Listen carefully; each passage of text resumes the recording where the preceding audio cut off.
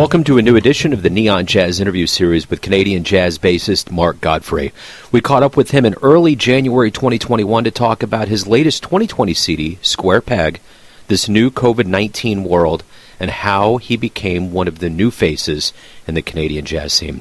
This Toronto-based talent has established himself as a mainstay in the national community and was named the 2019 Emerging Jazz Artist by the Toronto Arts Foundation. Get to know him. Dig this interview. Hanging in there. Weird times for the arts and entertainment industry, but adapting, managing. Yeah, it is what it is. It's all about just hanging in there. But thanks for taking a minute out of figure, talking about some good stuff, some music, probably the best way to go right now with the way the world's behaving. So yeah. So the quick downhill decline, as it would seem. Yeah, without a doubt. Yeah, it's bizarre. The whole thing is totally bizarre. But which I guess the name of your album, Square Peg, may kind of like wrap some things up. So you had an album that came out during a pandemic year. Talk to me a little bit about how that felt to get music out during this time on Earth. Yeah, well, man, I got to be honest with you. I was just under the wire here in Canada. So the album came out on February 21st, and we locked down March 15th or something. Yeah. It was kind of a weird period of time. I had a really short kind of, 7-8 show small album release tour that started on the 26th and ended on the 6th of March. It was amazing because at this point, like, we hadn't, at least here in Canada, we hadn't really heard what the severity of what ended up being the global pandemic really was. So the record came, the release happened, the shows happened, and then the following week I was on a gig, and turns out one of the people at the gig had the virus and was one of the first known cases in Toronto. And then everything shut down, people's tours got canceled, the album releases got canceled. And I was just looking at the book being like, wow, I made it under the wire. And what's crazy is I wanted to put the album out a month later. My publicist, when we sat down to kind of look at the dates, I had a date that I really wanted to do. I wanted to kind of avoid the spring break because here, people tend to go somewhere a little bit warmer. And so I had picked a date, and he's like, yeah, I already have a release at that time. Like, how's February for you? And I'm like, February, it's so dreary. I don't want to, but anyways, looking back, I'm so thankful that he said, do you want to do it then? Because by spring break, it was just like, it was gone. I think the reception of the record has been kind of interesting because I did have kind of like a national tour scheduled here in Canada for this past fall. And basically from March on, it was just a whole bunch of question marks. So people I've spoken with, like the shows they remember are the ones that I did right before the pandemic, because it was kind of, at least in my community, one of the last ones to really make it before things shut down. So it was interesting because there was, definitely some like reverberation of the album, because I think it kind of hung around in some people's minds a little bit longer than it would have, just because everyone else was kind of having to adapt. And I mean, it's a contemporary jazz record, so, Well, it's ceremonial for sure. I mean, I memorialized my final show. I saw Bill Frisell on March 4th at our Nelson Atkins Museum of Art here in Kansas City. And not only is Bill Frisell already a unique show, but the way the show materialized was amazing. So, yeah, I think that's the beauty of this, which is kind of what I was getting at, releasing an album during a pandemic, but to have your shows and all of that, people are never, ever going to forget that. No, and it's funny, like, with the pandemic, and I mean, obviously in the U.S., you guys know with the, how the murders of Breonna Taylor and George Floyd really kind of changed, or at least kind of introduced the world to something that has been happening for a long time, but finally some of the media picked up on it in a different way. If those are the last shows that I ever played, I'm so satisfied. I can die knowing that, like, it was my music, it was my band, and everything that kind of like was pushing forward, because like the music industry is changing now. You know, the live performance industry is going to be very different for many years. And for that to be kind of the last taste that I had in my mouth I'm so grateful. And it just resonates. Like even now, I feel like it was yesterday. You know, I can remember the feeling of that last show and the full house and like looking at the crowd and playing these tunes. And there's just this feeling of elation even before we knew what was going to happen with the shutdown. So for that to be the last stuff, like the last stuff that I got to do, and just to be sitting in my brain right now, it's pretty amazing. I'm so grateful for it. That's heavy. Yeah, and I've talked to a lot of musicians over this time, and I've never heard anything as triumphant as this. I mean, I'm always kind of trying to figure out if people have memories of shows, and it's hard to really pick back the layers because there's so much that happened. But to have something like this right before, there's definitely something special about that. Great. How did all of this begin for you? How did your journey in music begin? Are you originally from Toronto? Give me kind of a tapestry a little bit. Yeah, I'm originally from a small town outside of Toronto. It's about 2.5 hours away, a very rural community. I grew up, I learned piano at a young age and hated it. My dad's a minister, and so I started kind of playing in the church for years. My first introduction to jazz was I didn't make a high school volleyball team, and the school jazz band needed a bass player. My cousin was playing trumpet in the band, and he's like, "Hey, my cousin plays bass.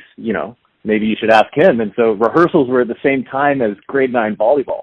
And anyways, I didn't make the volleyball team, which meant I was available for these jazz band practices. And it was kind of like headed in that direction, from there. So I, was playing, like in Canada, the way music programs work is they aren't really jazz bands per se. They call them jazz bands, but they're kind of like studio ensembles. So like you end up playing, some of those video or TV show themes, late 80s funk arrangements of things. There's a handful of jazz arrangements, but it's all very, genre adjacent as opposed to genre specific. So that was kind of my first introduction to the music. And then as I progressed through high school, in my last couple of years, I started playing the upright bass. And, I was being primed to be a classical clarinetist, oddly enough, which is quite hilarious. And then in the process of doing auditions, I decided I was going to audition at one school on double bass for jazz, and through some miracle, I ended up getting in, and that was kind of like just that propelled me forward, and it was kind of never looked back. So I did 4 years of a program here in Toronto at the University of Toronto. It's a great program. So I did that for 4 years, and then I was in Toronto for a good, 4 or 5 years after I graduated. And at that point, I was doing like a bunch of playing up here, doing some teaching at a high school. There's some really cool private and public schools that have teaching programs where you can go in and teach students one-on-one. So all the teaching I was doing at the school was upright, which was amazing. But after about 4 years, I ended up deciding that I was going to go down to New York for a little bit. So I spent a couple of years down there in 15 and 16. And, I think had I moved down there at a younger age, it would have been a different experience. What I kind of felt was that there was a lot of things pulling me a lot of different directions. My family's up here, my partner's up here. So there's, just a variety of things. But for me, it was really important to kind of see this music in the place that it originated. It's Black American music. It's from the United States. So to be able to kind of be in New York and have some really formative experiences was really big for me. But like I said, had I gone down to age 20, 21, I think I would have probably stayed longer, because you make connections, you make friends and that kind of thing. And anyways, for me, the path was a little bit different. So I came back to Toronto, and so though I'm not a city boy at heart, growing up in rural Ontario, this is kind of, this is where I am now, and I kind of see myself being here for the foreseeable future anyway. So what was the first live jazz show you ever saw that made you think, man, that's something I want to do? Well, the first one that I really remember, I went to a couple of camps in high school. One of them I went to on clarinet, and one of them I went to on jazz bass. And the week after the camp, the bass teacher at the camp was playing a show, 40 minutes from where I grew up in a town called London. And, at that time, like, no shows were coming through that part of Ontario. So I'm like, this is a great bass player named Pat Collins. And he was playing with a piano player named Adrian Ferrugia and a drummer named Ted Warren, all guys who, at the time I didn't know, but, are staples in the Canadian jazz scene. So that was the first show, and I just remember watching Pat play, and I mean it was a small crowd, but I'm like, I'm gonna walk side stage. I was 17. I'm gonna walk side stage and see if I can see this guy who I met last week and had this cool experience. And sure enough, he was there, and like we were chatting, and it was super cool. And so there was like from the first time, really experiencing combo playing, which happened at this camp, to go and then have this kind of personal connection with a bass player who, so Pat played with Dizzy Gillespie a little bit. So, after that I talked to Pat about it, and then I go and buy these Dizzy records, and I'd never heard Dizzy before. So it was really kind of cool to kind of like have, that experience that so many young musicians have, where you learn from someone who's played with someone who is 1 degree of separation from the greats. So yeah, it was a theater called the Wolf Performance Hall in the London Public Library, and it was the Adrian Ferrugia trio with Pat Collins and Ted Warren. So obviously, and clearly, jazz is a passion for you. You've dedicated your life to it. Why do you love jazz? Well, it's interesting. I think for me, why I love jazz has definitely changed over the last decade and a half. Originally, for me, like I said, with the kind of the stage band situation, like ensemble playing was something tangible, right? So I grew up reading music, and then I moved to like reading chord changes, and so you could kind of improvise. So there was some freedom that was kind of it. And then like the older I got, the more I realized that there's a whole deep tradition of expression in this type of music, and I kind of have gone back and forth between, oh yeah, I can make money doing this, and oh yeah, I'm just doing this for personal artistic expression. And the older I get, the more it leans on artistic expression thing, which is really cool. And so at this point in my life, I really feel that there's some inherent value to exploring jazz and improvised music as an art form.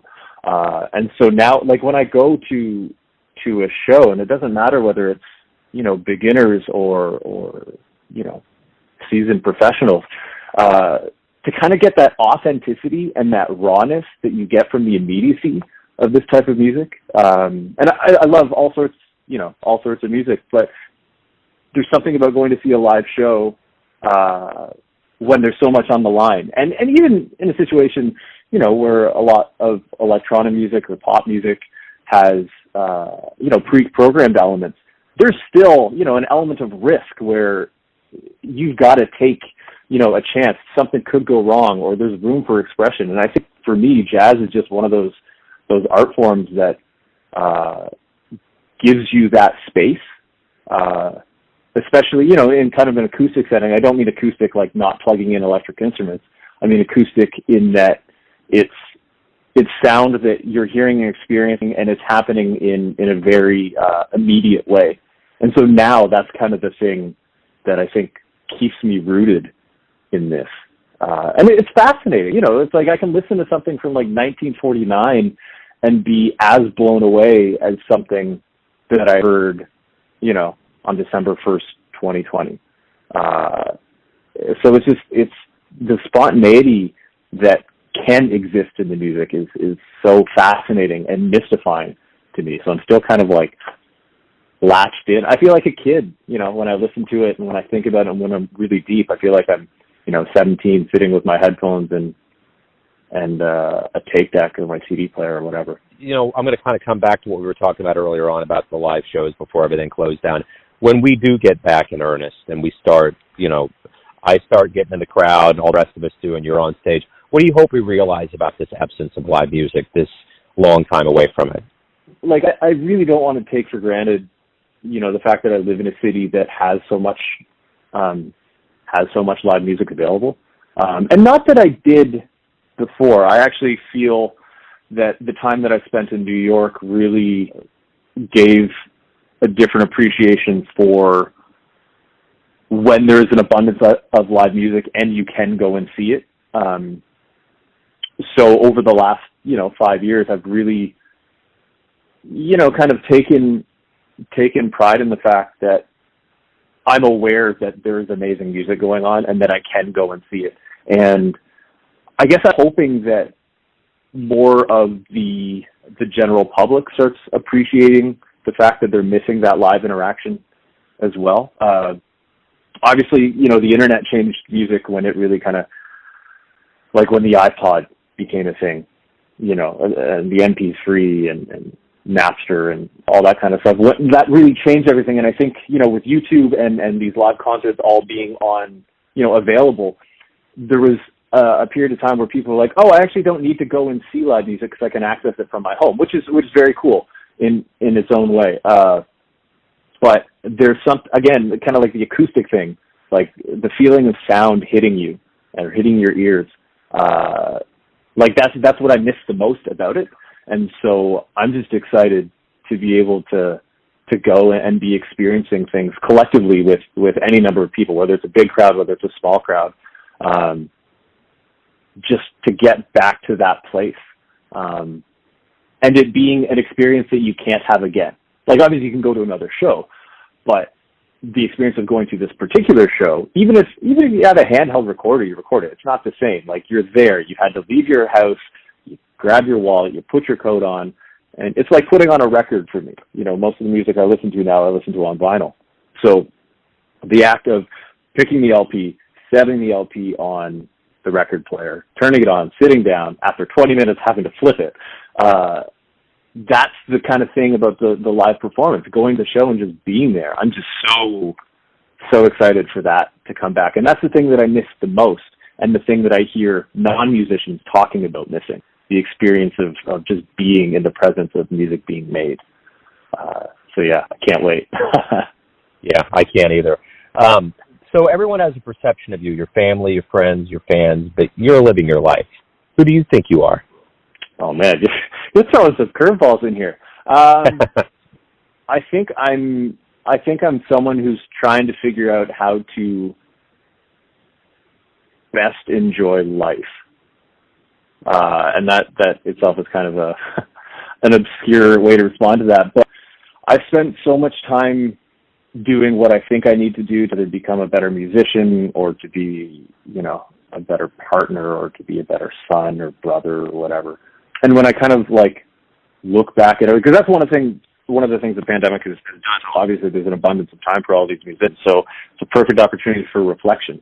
And when you don't have the opportunity to express yourself the way that you usually do, and for me, it's live performance, I've really gotten to thinking about, what is my identity and who am I? And the thing that's consistent is I'm always trying to figure things out, whether it's the right type of mic to buy, the right type of strings to use, or what recipe for this, fried rice that I'm trying to make. I want to do it right. I want to do it the first time, which isn't going to happen. But when I kind of look back at all these decisions, the consistent thread is that I'm just always searching for something. And largely I think I'm searching for what the right answer is, but more and more I'm realizing that that's finding the right answer isn't the solution. It's the process of being excited to search through this stuff and sift through everything. And it's interesting. I feel like you mentioned my family. So my family probably perceives me as someone who is very focused and motivated, but I don't feel that way myself. And I think it's because I'm always searching,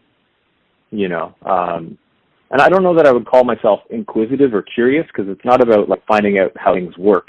It's about how to be better at the things that I already do. And the easiest thing to do is find what you're not good at and then focus on that.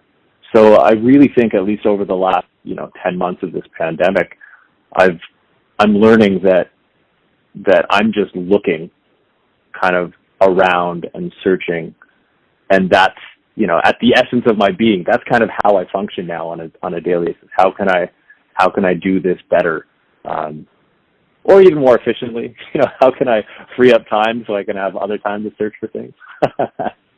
Which is really funny, and now that I'm saying it, I probably need to kind of spend a little more time thinking about this, because, man, it's a great question, and a little bit of quiet time with yourself where you're trying to figure out who you actually are is good. Yeah, absolutely. Yeah, that's a great answer, man. Hey, thank you for taking some time out for Neon Jazz today. Good luck with the album and the return to, our regular lives on the stage. Yeah, man, thank you so much. So great to talk to you, Joe. Thanks for listening and tuning in to another Neon Jazz interview, where we give you a bit of insight into the finest cats in Toronto, Kansas City, and spots all over the world, giving fans all that jazz. And thanks to Mark for his time, music, and story. If you want to hear more interviews, go to Famous Interviews with Joe Domino in the iTunes Store. Visit Neon Jazz at youtube.com, and for everything Neon Jazz all the time, go to the neonjazz.blogspot.com. Until next time, enjoy the jazz, my friends.